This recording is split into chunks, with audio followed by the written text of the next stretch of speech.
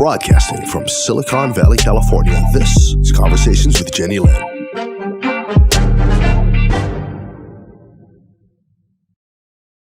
We're watching Conversations with Jennylyn, and today I have a beautiful Nigerian woman to share with you. Her name is Abigail Abubakar. Is that correct? You got that right. Yeah. And she is a media and public affairs officer at the Energy Commissions of Nigeria. And I love women. I love people. And especially women who are making things happen.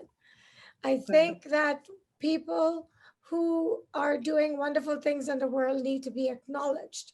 And so today we are going to acknowledge Abigail, and she's going to tell us what it means to be a media public affairs officer in Nigeria. Welcome to my show, Abigail. Thank you so much, Jennylyn. Thank you. I'm so excited to be here. Thank you for the privilege to be on this platform. I don't take it for granted. And I think, yes, for Africa, we've been a little bit marginalized when it comes promoting things and doing things for the world community. So I don't take this for granted, not at all. So I'll be going straight to what does it feel like, or what is it like to be a public relations officer in Africa?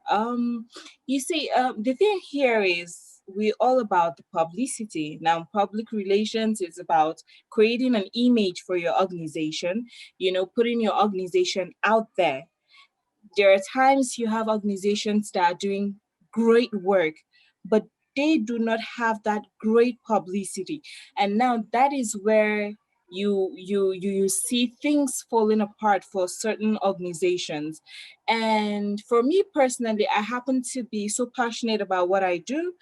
I think personally for my organization, we are not out there the way we should, because I know we're doing amazing stuff. By the way, Energy Commission of Nigeria is all about promoting sustainable power supply, not necessarily electricity. We're trying to use byproducts to create energy, create power supply. When we talk about solar, we talk about wind and all of that. So that is just basically what we are up to. And in this very, our commission, it's by tenure. You have four years for a particular person to rule that commission, that agency. So personally, and then particularly to this person, my director general, he's doing amazing when he talks about renewable energy. We're talking about trying to moving from petrol to fossil fuels and all of that, which is amazing, which is really, really amazing. And a lot of things are coming up on that. I think the world is not yet ready for that. But it's going to be amazing and mind-blowing. Trust me, it's going to be amazing and mind-blowing. So I'm all about creating an image for my commission. I'm all about putting the work we do out there. And I'm all about trying to, get the necessary partners for my organization, trying to link them up with the important stakeholders when we talk about promoting the organization. So it's a bit challenging for a lady to be in that field. Trust me. Yes, it's very challenging. I do handle the cameras and the camcorders, so I know what it feels like. Usually I'm always with my DG, I'm always with my director general, and when he has meetings, I'm always there. So there was this particular event which is in the northern part of Nigeria, and the northern part of Nigeria, they don't take women to take certain roles. So, and there I was in such an environment where all of them were men, and I was there trying to get my job done. I was with my camcorder, and all of them, all the men out there were, move, you got to move from here, go this way. And I had to step back. Hey, I'm doing exactly what you're doing, so you don't have to go around pushing me aside. You know, it was at that time when I took my stand, when I had my stand, that they actually gave me that opportunity to do the things I had to do. Now, one thing is, know what you're going for, know what you have doing, and don't allow anyone put you down. Now, that was just what played out. I knew that I was there, and I was there for a job, and I had to deliver. They wouldn't be there when my ass is getting kicked. So they shouldn't push me aside. So I had to How stick long, to what I how had to long do. ago was Mm, that? How long ago was This that? was just last year, November, 25th November precisely. And it's still happening. It's still out there. Is it It's an still out African there. thing? Do You you think it's something that's prominent in the African cultures? I think this was a problem for women over generations, but I've noticed the men Yes. where I live, they are a lot more respectful and they acknowledge successful women and they support us a lot more than used to happen in the past. Do you think this is unique to your culture? What is happening to you in your job? Well, particularly, I think it's unique in Africa Mhm. because just like you said, I think out there the world is moving, and women are being recognized. And I see one of our great leaders talking about Professor Mrs. Ngozi, what she has done so far, being first director general. It's an amazing thing. And I think we here in Africa, that has given us this hope to look out for something, that we can actually achieve something out there. But then it's actually particular in Africa. When we talk about Africa, we talk about Nigeria, we talk about the northern part of Nigeria. I'm from the north, and yes, but I haven't really lived there. I haven't really schooled in that with that mindset. So I have been a little bit exposed where I know that women are gaining ground and women shouldn't be sidelined in doing certain things. Right. Because I know for a matter of fact, and being modest about it, I do my job well. I do my job well. I had this particular job where I had to deliver, and I was the only junior officer there. I was the only junior. They were all my superiors. And when I had to cover a particular angle, they saw the length I went to get that. It was a very risky thing. I had to climb like a very tall tower to get that work done. And my bosses were very impressed. They said, "This is why we need people like this." If it was to be a man, we know so many men wouldn't do what she just did, climbing up there. Now, I am a bit scared of height, but that didn't stop me. All I was thinking of was to have a finished work and to have a great job. And I was very excited by those compliments because it actually makes me believe we are gaining ground. And with hard work, we will be out there. So coming back to other part of Nigeria, I think women are more allowed to do certain things. But then when you talk about this culture of marginalizing women, is very peculiar to the northern part of Nigeria. And I think I wouldn't mind, being one of the first of something, so they see that their girl child could actually achieve something. I love it. I'm very, very proud of you because I Thank you think there very much. are, I've followed a lot, I've been researching a lot about the African cultures. And it sounds Yeah. like there's a lot of submission in terms of women and growing. And it's good that Yes. you women are becoming more assertive and you're saying that was the past, this is now, Yes. and This is now. we are not going to be pushed back anymore. We have a role in the world and we are going to stand up and play it, and we will do it successfully. um, Right. are the companies promoting like equal opportunity in Africa? Yes. Yes. Yes. I think that's one thing I respect my commission with Energy Commission of Nigeria. I respect that a lot because I have a DG where when you come visiting and you have old men, he asks, why is there so much of a gender imbalance? So you have to go back and get some women on the team.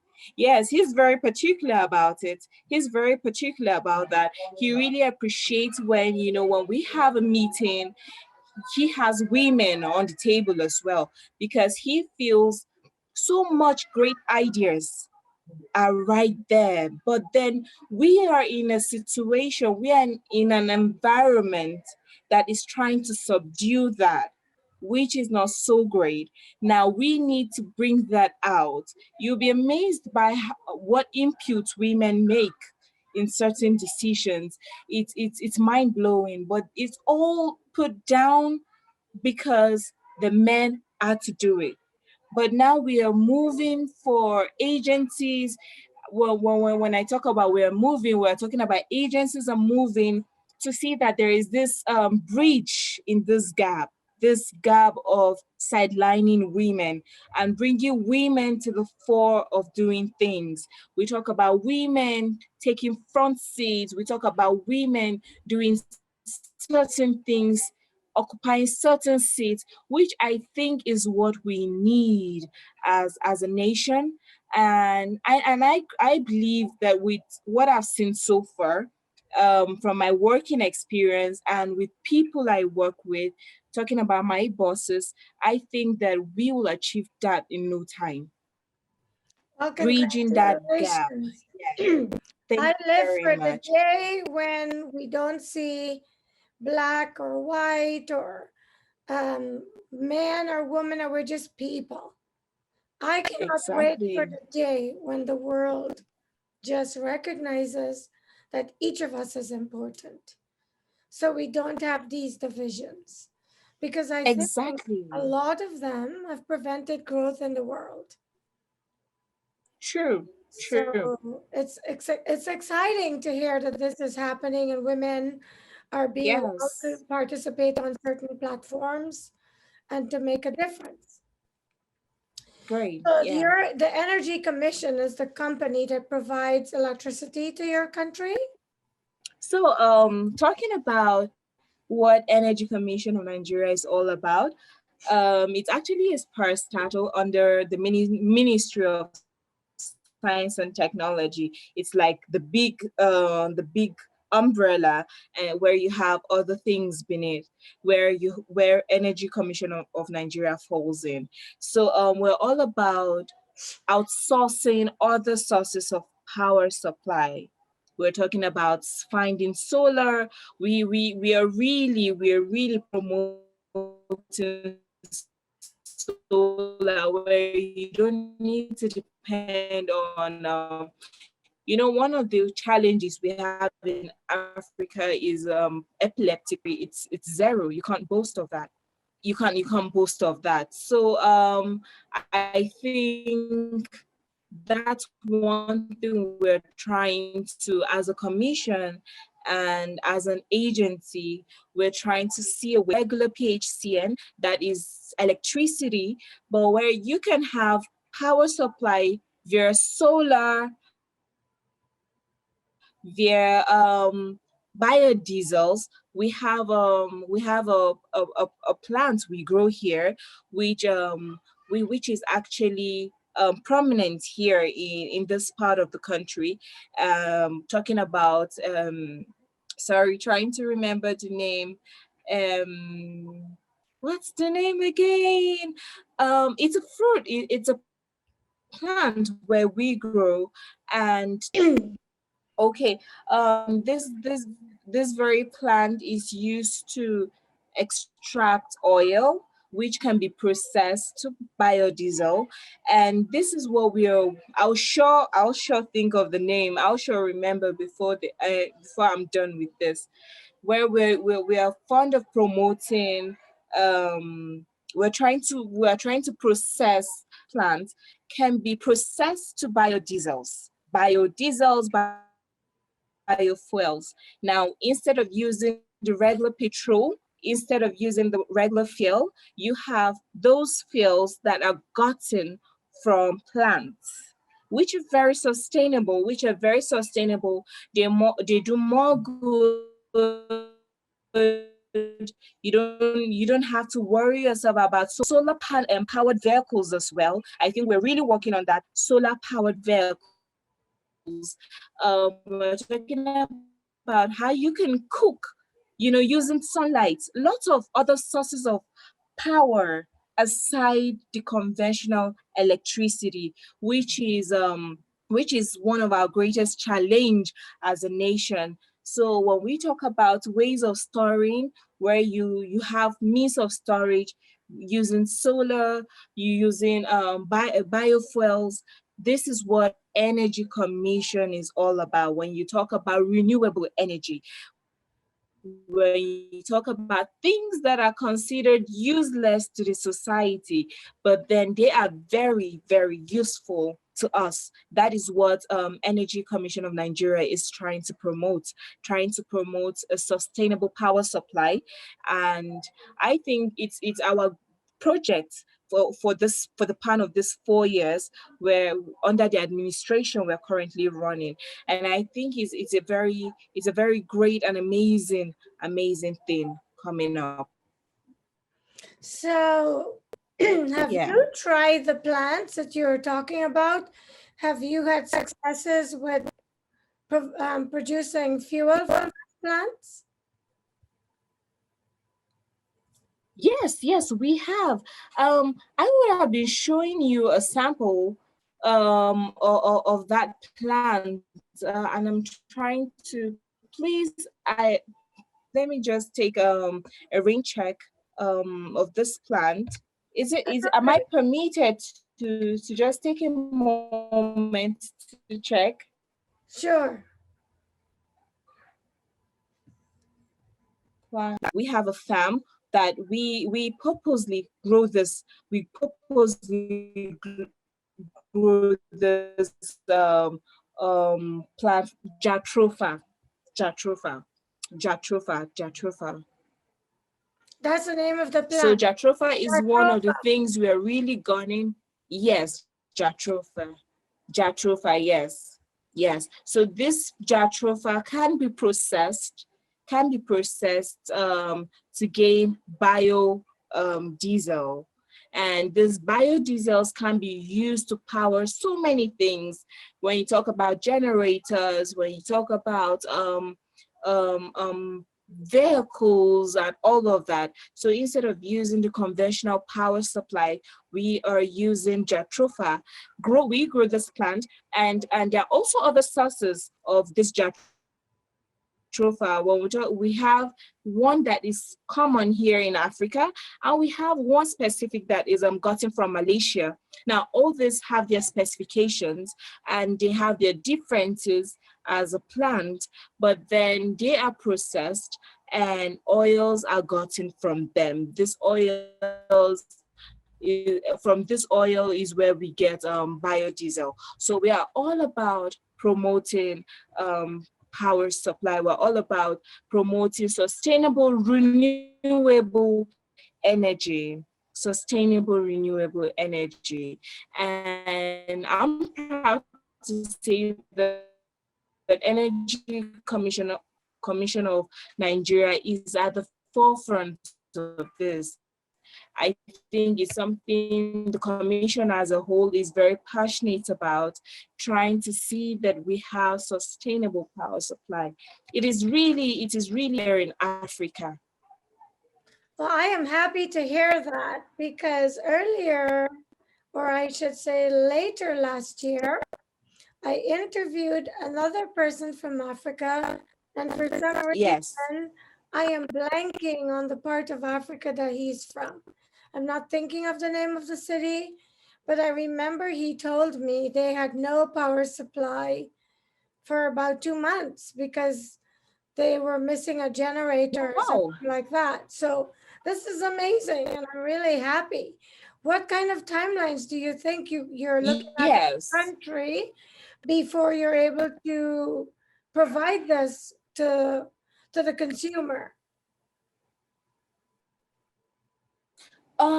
Okay, you see, I think for us the major challenge we're having right now is it's having a lot of processes before certain things are being achieved here in Africa. You know, when you have, we are not on our own. We have subordinates that we are subject to, and in this, I think when you see the effort of my director general, you can't just lean on that alone. My director general is answerable to other people, and now before all of this is being passed, all of this is being tested. This is just the lapses we're having as a nation. But then I think we have a calculator coming up, which this calculator is all about time, trying to gap that time, that time frame. So we're talking about in the next 5 years, and that is because of the kind of nation we are running in. But I think that as a commission, personally, right now, we have people who are benefiting from some of these products that have been produced from solar-powered products. You know, when you remember when I told you that I went for a function last year, November, Yeah. it was actually to launch some of those products. It was actually to launch some of those products where we have a cooking gas which needs only solar, you know, the direct sunlight to cook your meal. We had lots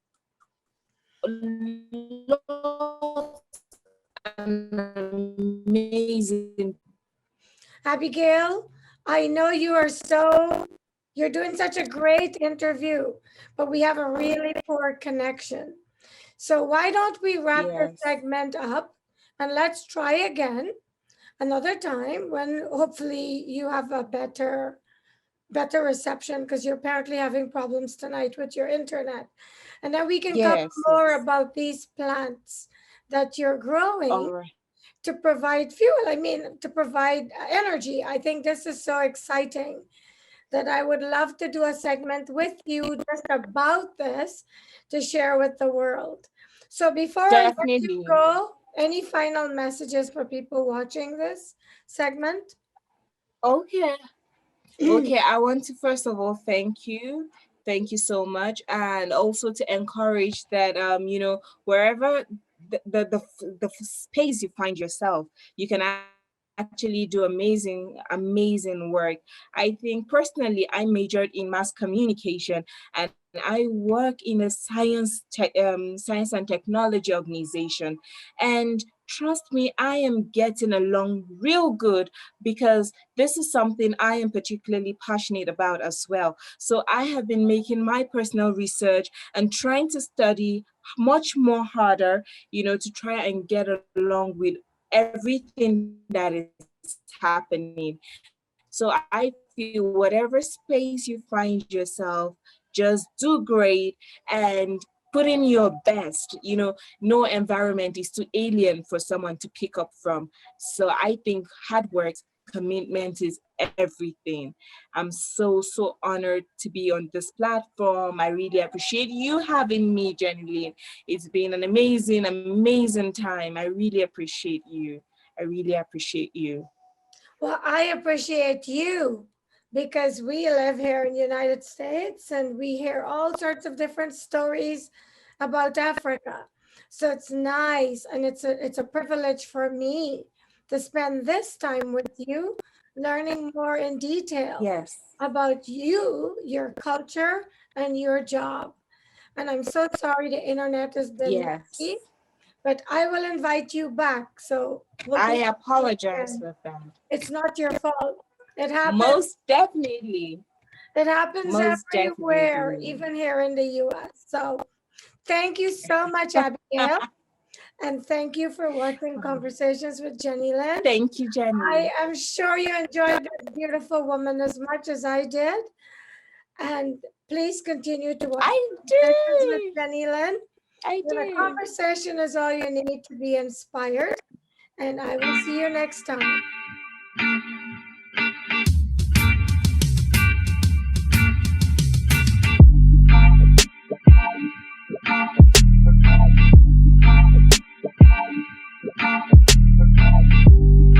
Broadcasting from Silicon Valley, California, this is Conversations with Jennylyn.